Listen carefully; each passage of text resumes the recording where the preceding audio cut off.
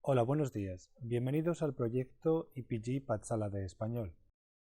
Me llamo Carlos Izquierdo Tobías y soy ex profesor visitante de Jamia Millia Islamia en Nueva Delhi. Ahora nos encontramos en el módulo 4 del paper Introducción al cine español. Este módulo se titula Historia del cine español 4, el tímido aperturismo de los 60 y el cine español.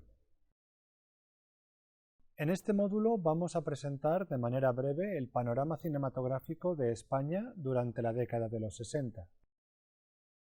En este periodo se producen cambios de peso en el gobierno del régimen franquista que derivan en un tímido aperturismo del país.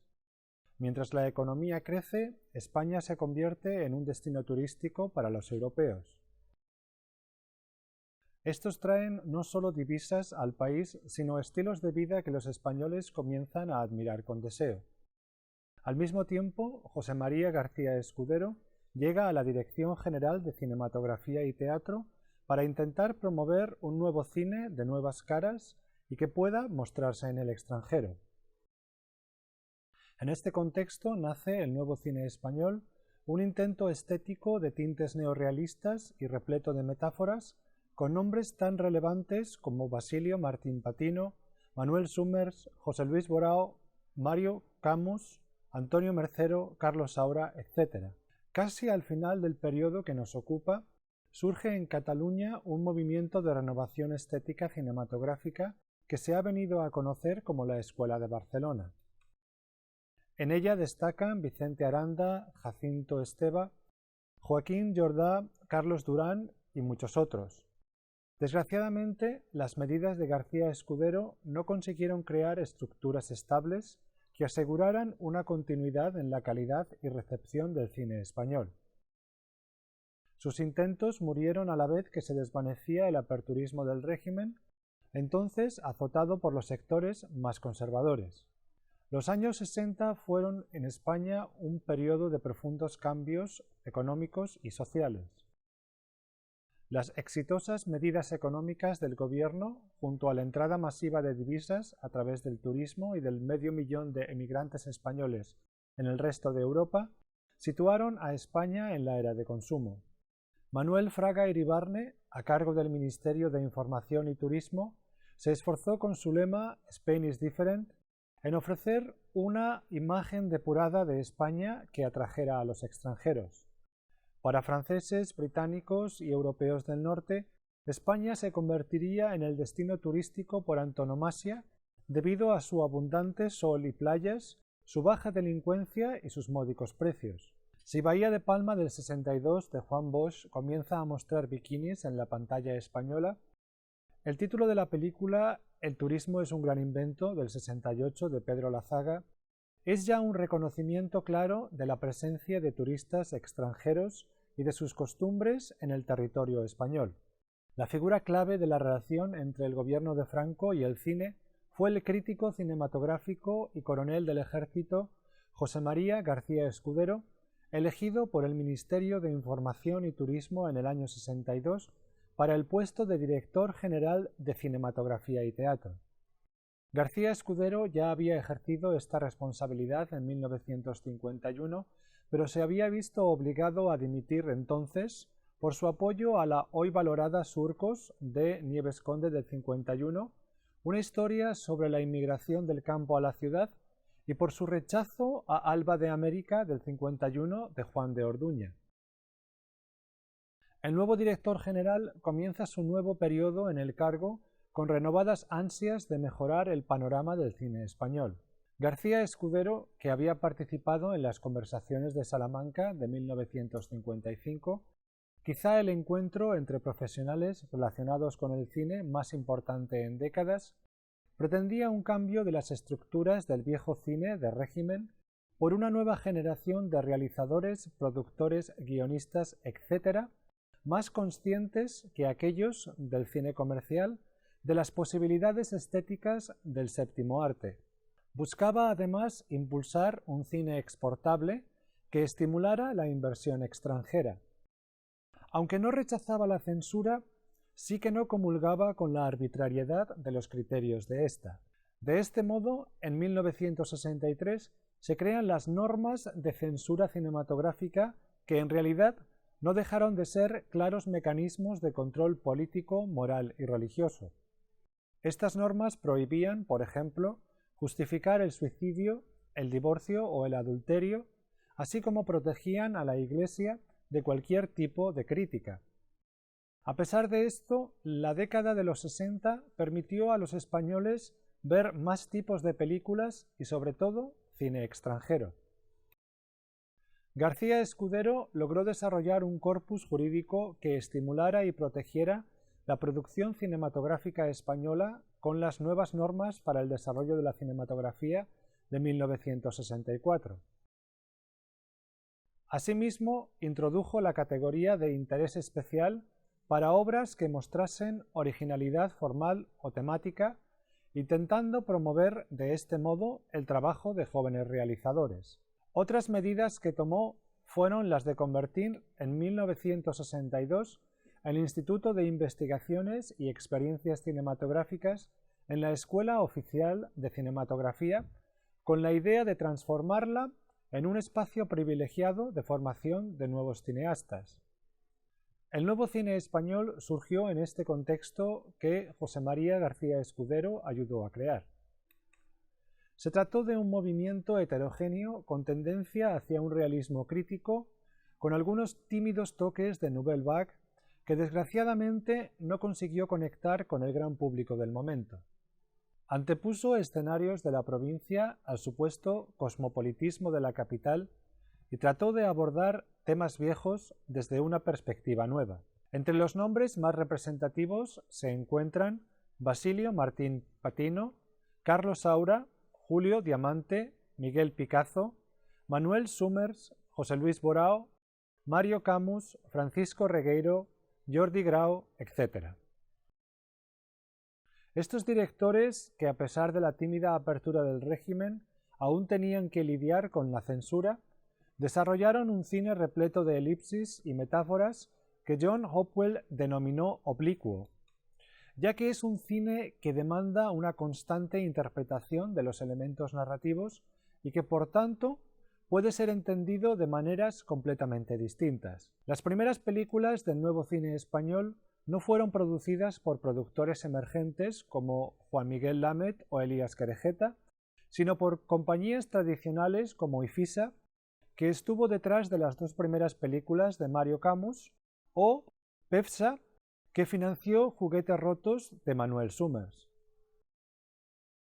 Los incentivos que la gestión de García Escudero habían establecido para cierto tipo de producciones alentaron a la vieja industria a invertir en los nuevos nombres del cine español, pero pronto, ante la falta de beneficios debido al escaso éxito de los mismos, ésta decidió buscar rentabilidad en otro tipo de proyectos. Se considera que la película Los que no fuimos a la guerra de Julio Diamante y Noche de verano de Jordi Grau, las dos producidas en el 62, antes de la llegada de Escudero, como las primeras películas del movimiento. En 1963, Francisco Regueiro estrena El buen amor sobre una pareja de estudiantes enamorados evadidos por unas horas de sus respectivas rutinas, una película que ya habla de uno de los temas principales del movimiento, que es la incomunicación. En ese mismo año, Mario Camus, uno de los cineastas junto a Carlos Saura más prolíficos del movimiento, estrena Los farsantes y un año después Jan Sánchez, que retratan un mundo de marginalidad dentro de una tradición de realismo social. El primer título trata sobre una compañía de la legua y de sus vicisitudes económicas a través de la frialdad de los pueblos castellanos despoblados por la emigración. La película fue mutilada por la censura, ya que aludía no solo a la pobreza de los cómicos, sino también a la que afectaba a la población más general. Jan Sánchez trata de la historia de un joven de un barrio popular de Barcelona que aspira a convertirse en boxeador profesional. El filme contrasta el entorno proletario del protagonista con el de las urbanizaciones con piscina de las clases acomodadas. Tras el fracaso de este filme, Camus se aventuró por un tiempo en la realización de películas más comerciales. De 1964 destaca la versión cinematográfica que Miguel Picazo realizó, La tía Tula, según la novela homónima de un autor incómodo para el régimen, Miguel de Unamuno. Protagonizada por la actriz Aurora Bautista, que había realizado varios papeles en filmes histórico-patrióticos en la década anterior, la película describe con distanciamiento y rigor la soledad, frustraciones sexuales y el tedio de una solterona en la provincia. De la crítica cinematográfica también surgieron realizadores como Anchón Ezeiza y Angélico Fons. El primero, que abogaba por un realismo crítico, estrenó en 1963, el próximo año, y 2 años después, De cuerpo presente. Tras su filme Las secretas intenciones, del 69, Ezeiza se exilió a México por razones políticas. Fons adaptó a otro escritor nada popular en el régimen, Pío Baroja, en la película La busca, del 66, con gran éxito de crítica. José Luis Borao no comienza su andanza cinematográfica con cine de autor. Prefiere entonces el cine de género del spaghetti western en Brandy, del 63, y del thriller en Crimen de doble filo, del 65, que no fueron muy exitosas. Manuel Summers también se adentra en el género, en su caso la comedia, titulada Del rosa al amarillo, del 63, con notable éxito de taquilla sobre un amor adolescente y otro crepuscular. Pero es su filme del 66, Juguetes rotos, el que muestra mayor originalidad con sus diálogos improvisados y entrevistas a personajes del deporte y el espectáculo de antaño. El filme sufrió, sin embargo, según el director, 37 cortes de la censura. En 1965, Basilio Martín Patino debuta con 9 cartas a Berta, sobre un joven español que viaja al extranjero, donde conoce a Berta, que ha nacido en el exilio y que nunca ha visitado España. En sus cartas, el joven intenta explicar a Berta cómo es el país de sus padres. Sin embargo, en el proceso, el protagonista es tragado por la sociedad provinciana de la época y renuncia a sus sueños de libertad con Berta. Especial atención merece Carlos Saura, que debutaría la década anterior con Los golfos y realizaría su segundo largometraje. Es, sin embargo, La caza, del 65, la obra que muestra una mayor madurez formal y de contenido. El filme sigue a 3 excombatientes de la guerra civil en una cacería, inicialmente amistosa, a la que se une un adolescente pariente de uno de ellos. Poco a poco, las heridas no cerradas de la guerra comenzarán a sangrar de nuevo, llevando a los personajes a situaciones fatales. La presencia del actor Alfredo Mayo en la película hace de esta un espacio de reflexión sobre las relaciones entre historia y representación cinematográfica, ya que el mencionado actor había interpretado en los años 40 al héroe nacionalista que luchaba contra la República. Además, interpretó a José Churruca en la película Raza, dirigida por Sáenz de Heredia y que escribió el mismísimo Franco. En La caza, Mayo interpreta a Paco, una continuación de aquellos papeles de héroe nacional. El nuevo cine español no fue el único grupo o movimiento con ciertas características comunes del periodo al que nos estamos refiriendo. Al final del mandato de García Escudero, encontramos en Barcelona un grupo de cineastas que, aunque con intereses heterogéneos, compartían un deseo por realizar un cine alejado del convencional e incluso alejado del nuevo cine español. La Escuela de Barcelona fue el término que Ricardo Muñoz Suáez utilizó desde la revista Fotogramas para definir a este grupo de realizadores que habrían de suponer un cambio radical en las concepciones estéticas del país. Los años de actividad de la Escuela de Barcelona se enmarcan en el lustro entre 1965 y 1970, aunque algunas obras, como El hijo de María, de Jacinto Esteva, se estrenarán después. Casimiro Torreiro ha definido este movimiento como el único movimiento colectivo de investigación formal y ruptura temática en toda la historia del cine español. El grupo estaba compuesto de manera más o menos consciente por Vicente Aranda, Jacinto Esteva, Joaquín Jordá, Carlos Durán, José María Núñez, Ricardo Bofill, Jorge Grau, Pere Portabella, Jaime Camino, Lorenzo Soler y Gonzalo Suárez, además de por Román Gubern y Juan Amorós. Portabella y Esteva fueron sus principales productores, con las productoras propias Films Contacte o Films 59. El filme manifiesto de este movimiento es la película Dante no es únicamente severo del 67 de Esteva y Jordá, que resume los hallazgos y conflictos del grupo. Los miembros de la Escuela de Barcelona mostraban un profundo desprecio hacia el cine comercial. Algunos de ellos, como Josep María Font o Jaime Camino, buscaban también retratar algunos de los cambios sociales que estaban acaeciendo en el momento. Del primero es La piel quemada del 66, que trata sobre la emigración en Cataluña, y La respuesta del 69 sobre las huelgas estudiantiles. Jaime Camino describe las frustraciones de su generación en Los felices 60 del 63-64. La Escuela de Barcelona consideraba el cine del nuevo cine español como un cine envejecido. Además, no llegó a comulgar con la izquierda cinematográfica, que lo tachó de elitismo cultural, y tampoco lo hizo con el nacionalismo catalán, que rechazaba el cosmopolitismo y el uso del castellano de estos cineastas. Mientras que la referencia principal del nuevo cine español era una especie de neorrealismo con tintes italianos, los realizadores de la Escuela de Barcelona no ocultaban su admiración por la Nouvelle Vague, especialmente Truffaut y las propuestas rupturistas de Godard posteriores a Pierrot Le Fou y algunos documentales. Cineastas que luego alcanzarían notable reputación, como Vicente Aranda o Gonzalo Suárez, comenzaron sus andanzas cinematográficas en el entorno de la Escuela de Barcelona. De entonces es Fata Morgana, del 65, de Aranda, y El extraño caso del Dr. Fausto, del 69, de Gonzalo Suárez. Fata Morgana es una película difícil de clasificar, pero parece moverse entre la ciencia ficción apocalíptica y antropológica.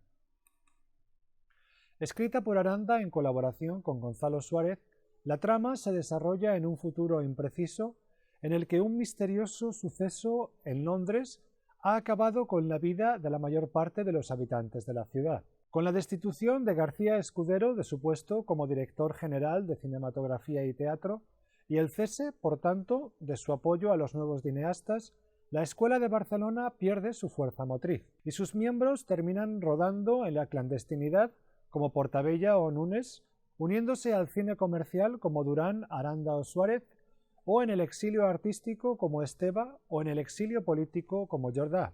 La apuesta por una generación joven de cineastas que García Escudero emprendió empujó al ostracismo a los realizadores anteriores que habían sido capaces de crear un cine disidente e inconformista. En este grupo destacan José Antonio Bardem, Luis García Berlanga y Fernando Fernán Gómez.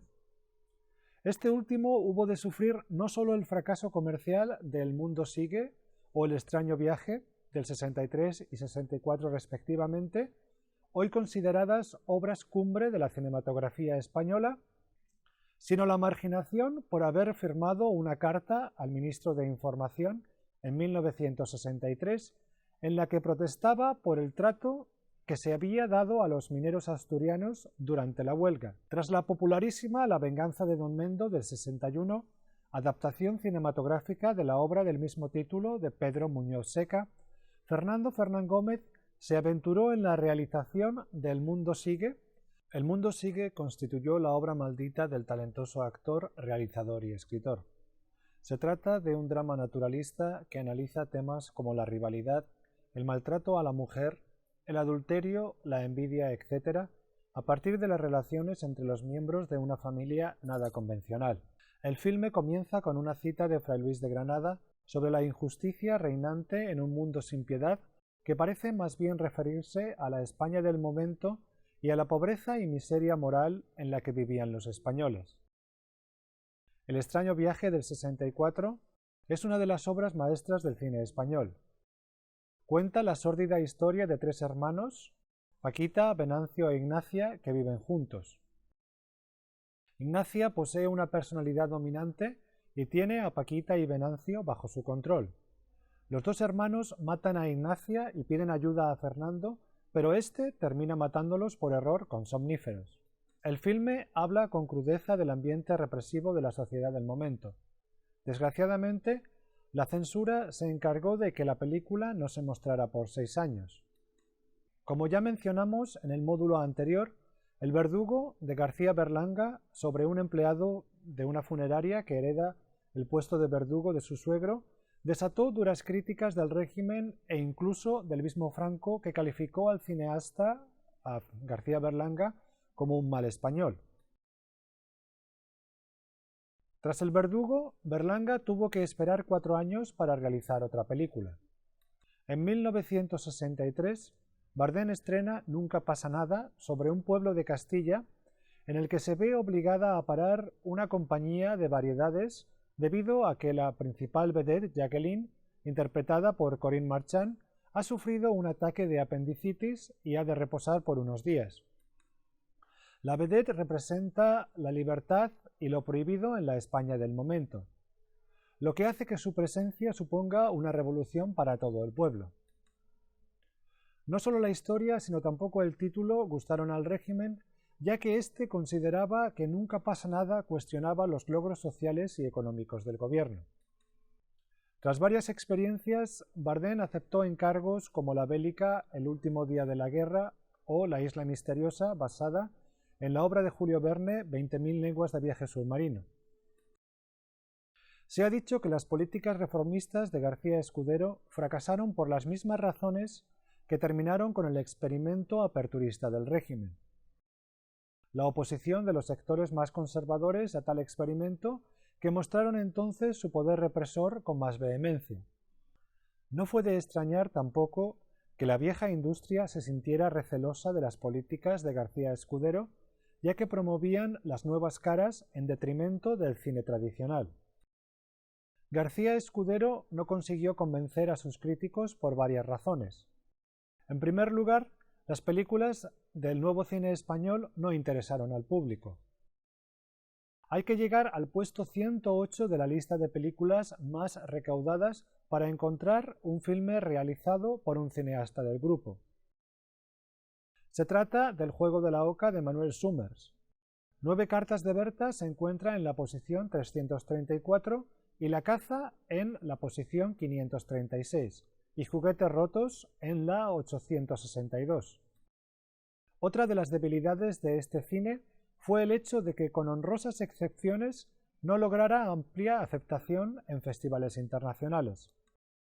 Hay que tener en cuenta que uno de los objetivos de García Escudero era precisamente crear un cine exportable.